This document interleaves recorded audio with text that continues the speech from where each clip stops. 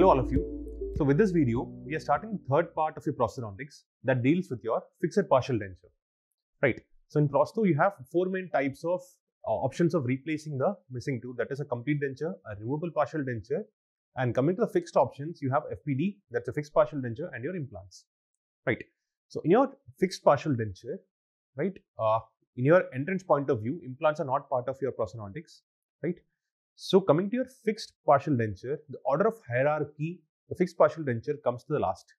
Because the topics are a little bit shorter, they are very easy to understand. There is nothing much to study about FPD in detail when you compare to CD and an RPD. Nothing that complex. All the topics are simple.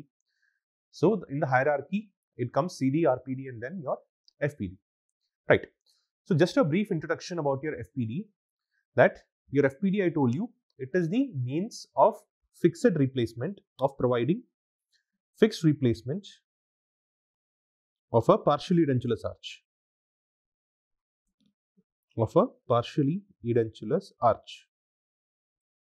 Because a fixed replacement of a completely edentulous arch is only possible by implants. Right? For replacement by an FPD, you need some or the other permanent natural teeth which are present. So these FPDs, they are artificial fixed prostheses. They are artificial fixed prostheses which are luted to natural teeth. By definition, which are luted to natural teeth, which cannot be removed by the patient. Right? So FPD, even though by definition we call it as fixed partial denture, it is fixed for the patient, not for the doctor. Right? If you want, let's say there is some secondary caries that is happening beneath the FPD, the dentist or the doctor should be able to remove the FPD. Right? Anything should be in the control of the dentist. This fixed or removable, we tell it by means of the patient's perspective. A removable partial denture, a removable complete denture means the patient can remove it. A fixed partial denture means the patient cannot remove it. Right? The doctor can remove it. It is fixed for the patient. Right. Now coming to the components, even though this might seem very silly, this is the first MCQ or the first question that you have to know, is that the components or parts of an FPD, there are only three parts of an FPD. That is, you have pontique, a connector, and a retainer. Right? It's not abutment, it's retainer. A pontique, a connector, and a retainer. So how we do an FPD, you all will be knowing. Let's say this is my second molar like this. My first molar is missing, and this is my second premolar like this.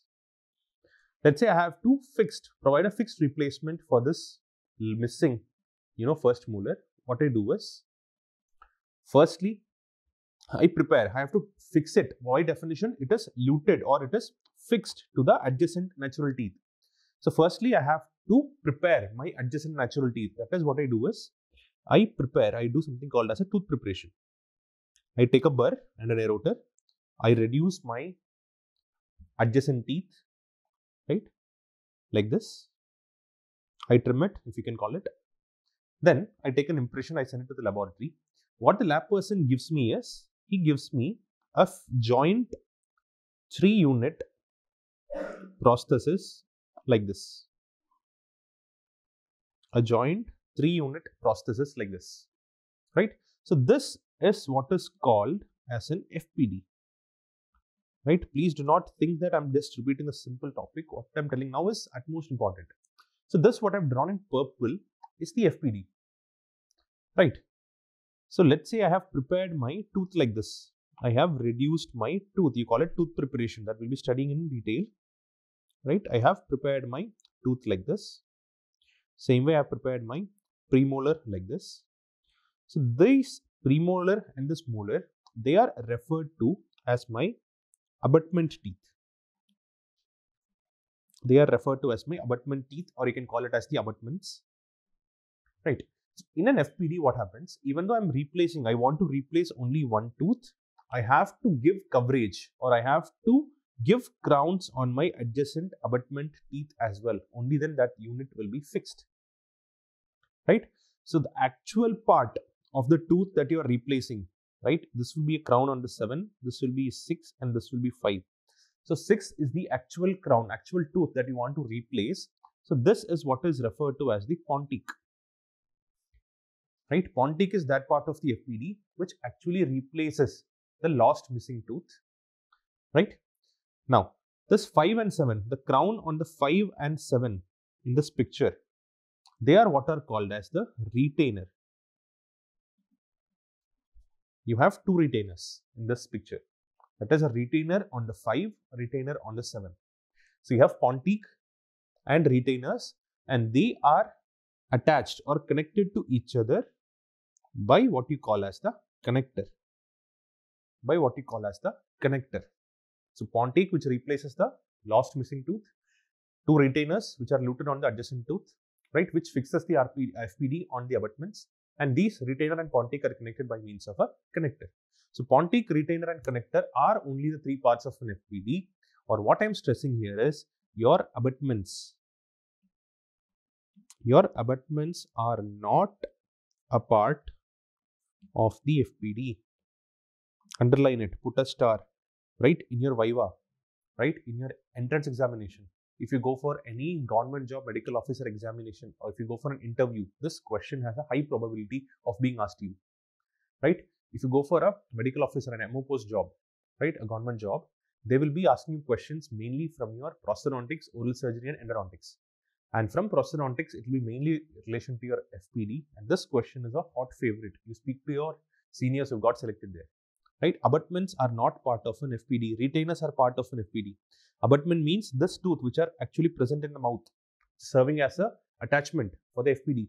They are not part of the FPD. That is the first thing that I want to make it very clear. Right. Next thing, coming to the classification. Classification of FPDs. First, FPDs can be classified based on the location of the abutment. Based on location of the abutment into, number one, you have conventional FPDs.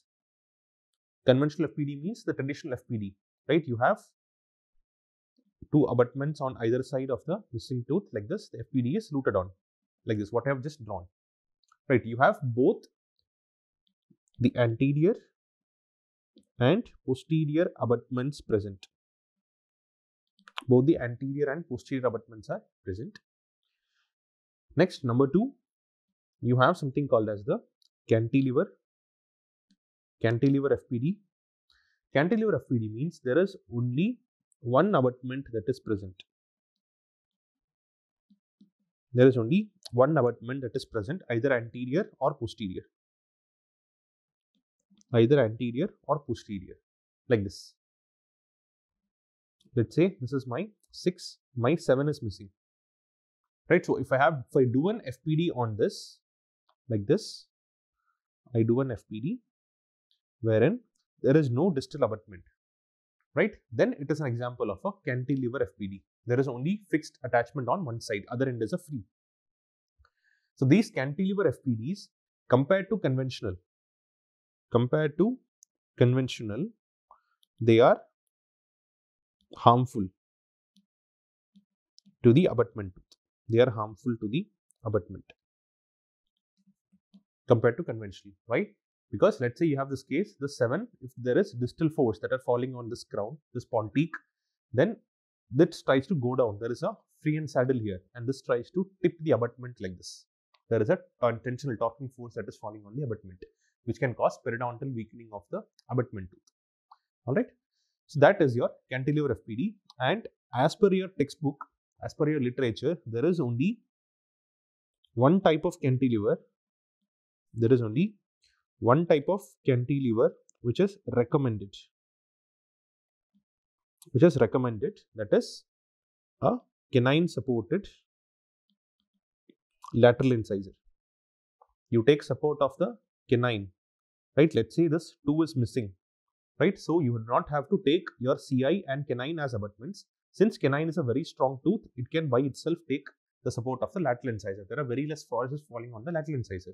So canine supported lateral incisor is the only approved or accepted condition for a cantilever FPD. You are not supposed to give any other type of cantilever as per your textbook. That is, you cannot take a support of a premolar and give a canine.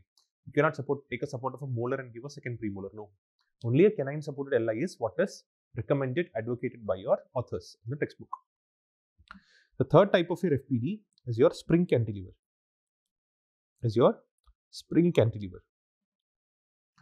spring cantilever means this is an example of a special cantilever wherein your abutments are located far away.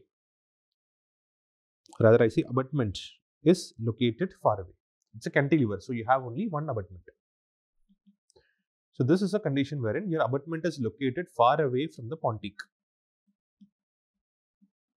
Right? Let's say this is a arch. You have a missing tooth over here.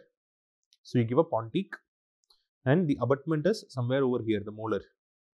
And they are connected by a wire or something like this. So this is an example of a spring cantilever. Right? This is an attachment. This pontique is attached to the abutment or the retainer by means of a connector, and this connector runs across because the abutment is far away from the missing site or the pontique to be replaced. Right? So this is an example of a spring cantilever prosthesis. This is done in case of diastema.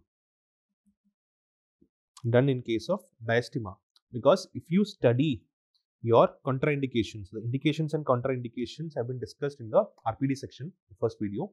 So if you study the contraindications or the indications of an RPD, normally what we tell is in case of spacing or diastema. In case of spacing or diastema, you prefer an RPD. Because if you do let's say you have spacing which are present like this, pre-extraction. If you have spacing like this, let's say this tooth is lost. If you replace it by an FPD, it will be joint like this. It will be joint by means of connector. Right? So it will cause a different aesthetics to the patient. Right? Generalized, you'll have spacing, but in the region of the FPD, he'll have no spacings. Right? So this spring cantilever is a type of FPD that is advocated in cases of diastema. And it is almost exclusively used when you have to replace incisors which are supported by molars. For example, this condition, let's say your LI, CI and CI are there. This CI is lost, right? And this LI is periodontally weak. You cannot use it as an abutment. So you take the support of a molar, which is a strong tooth located far away, and you take support from this and give a pontique.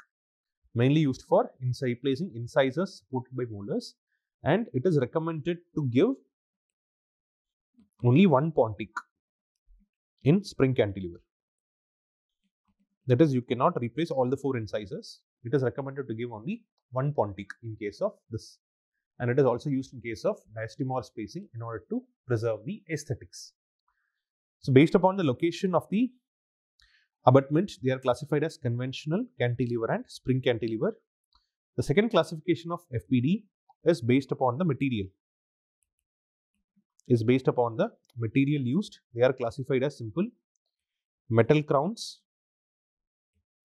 They are classified as ceramic crowns or ceramic fixed partial dentures, and also you have metal ceramic crowns. Mainly you have all metal. This is purely metal, means there is no ceramic.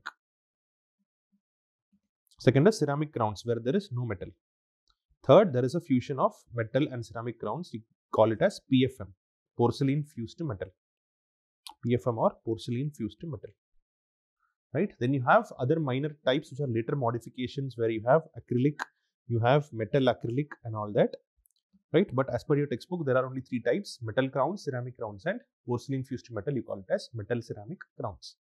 Right? So this was about the introduction and classification of your FPDs. In the further videos, we will be studying about each component in detail.